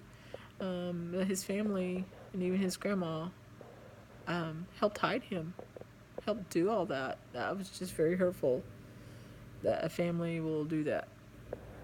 But their family is well known in the community, helps the community and all that in their town in El Reno. My ex travels all over the world. I don't know what he does, and is married to this woman in Bolivia, and they have, I don't know how many kids, a lot of kids, and That's their life. But my son, um, he was manipulated and hurt and taken and didn't have a voice. And when he tried to have a voice, nobody would listen to him. And his dad would manipulate them with these made up documents and papers and lies. And again, that nobody investigated it is like really, really hurtful. But the fact of the matter is I can forgive his dad, and I had all those years to get over the anger and hurt and prepare for my son, hopefully to return to me, and he did. And we went on from there, and we have a really good relationship. But fact of the matter is, I want to be able to do more for him. I mean, we miss so much in our lives, and all we're doing now is the struggle, and I want to be able to do things with him, go places with him that we missed out on, do things for him, and just get back to some kind of financial, be financially secure. So I'm not out here begging for donations or anything. I'm just asking for help. And if there's a lot of entrepreneurs out there trying and who have the same mindset, who are struggling or struggling with depression, anxiety, panic attacks, and things like that, who have a hard time with trying to absorb information, especially in the technology world where you have so much to absorb, and it's when you finally figure it out, it changes on you. It's like so frustrating. It's like, I just learned that, and now I have to learn something again, and it's constantly changing. It's very hard. So I just would love for somebody to come to my house, sit with me, and side by side, and get everything set up and help me, because there's so many ways to make money, let alone, I'd like to know how to invest, but I have no money to invest. I have no idea. I don't, and to try to absorb and figure out affiliate marketing, drop shipping, how to learn stocks and investing. You guys, it's too much. My mind just can't. But my mind wants to learn it. Does that make sense? But I have this right here stopping me. It just is like a brick wall, and it wants to explode. So it's like that battle between this side wants to learn, this side says, oh, well, I'm not letting you.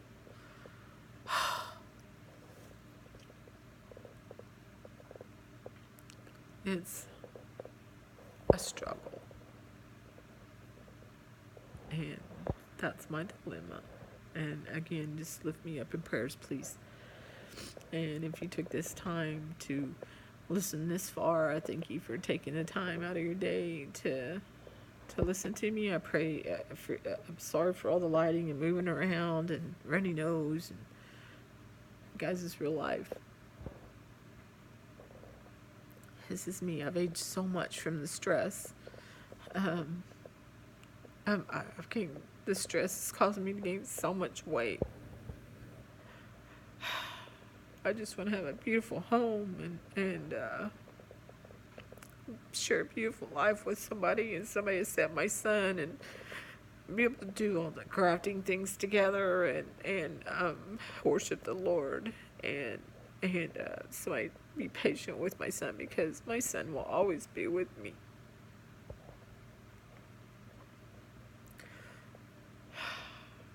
He's not able to be self-sufficient on his own.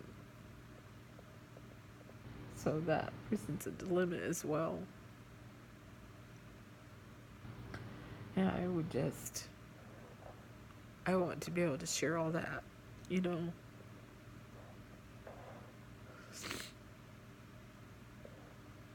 So the entrepreneurial side, the business side, the just, the crafty and creative, travel. I just want somebody. I want to be a family. I want to have a family. I don't have that. I don't feel like.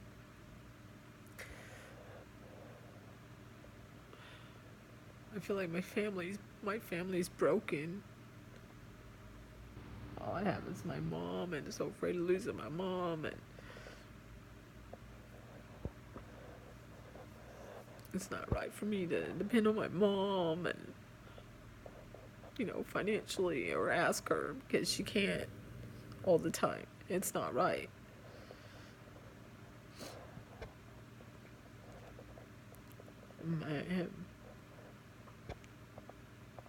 Anyway, y'all, thank you.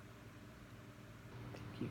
I sincerely appreciate it. If nobody else watches this, and just my kids find this, and my family finds this, in case I have a heart attack or a stroke from the panic attack.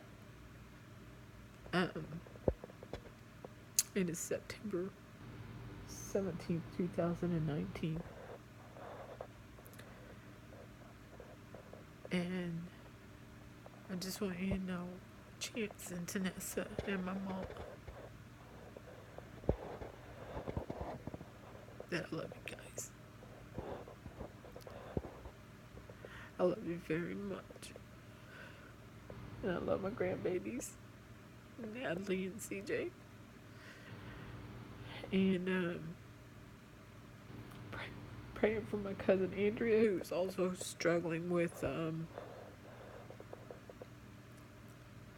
this depression and anxiety as well, because it does run in my family, and apparently on both sides. I've also had suicides on my mom's side of the family. We've lost a couple of people to suicide in our family. So depression and anxiety does run in my family.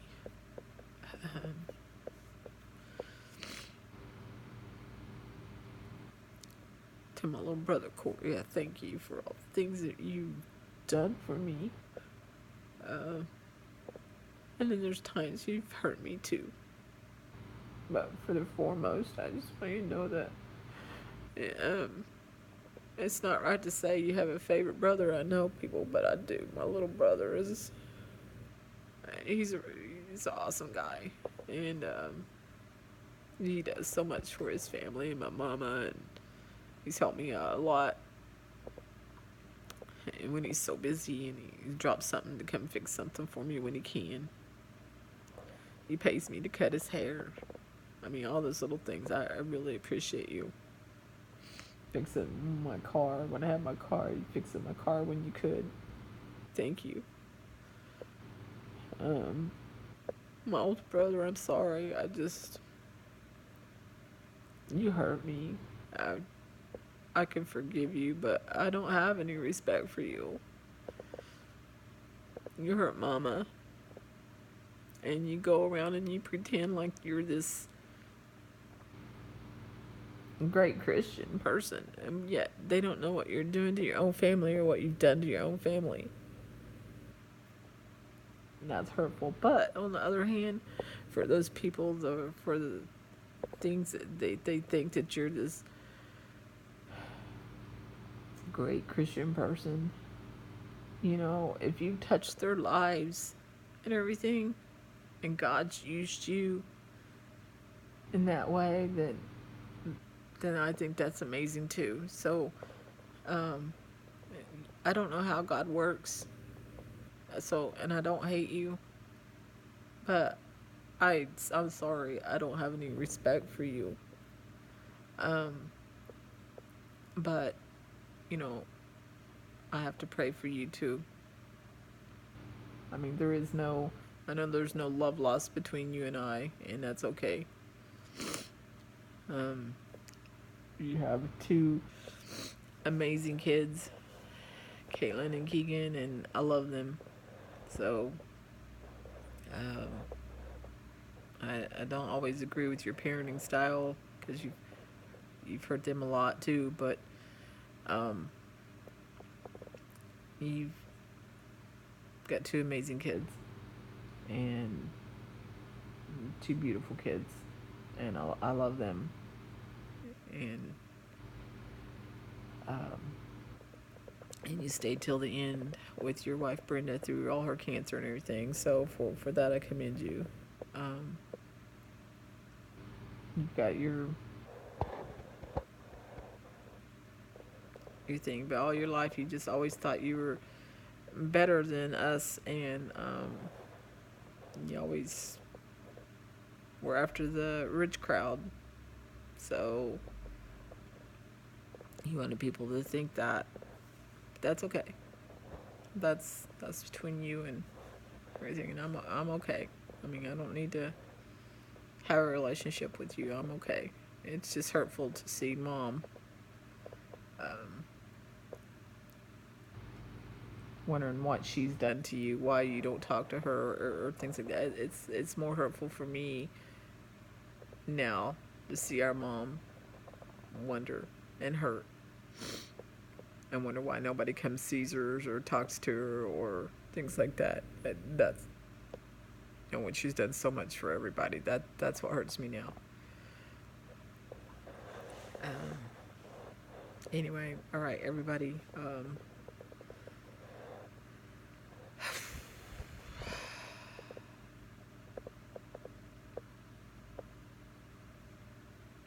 Everybody take care. Everybody have a good day.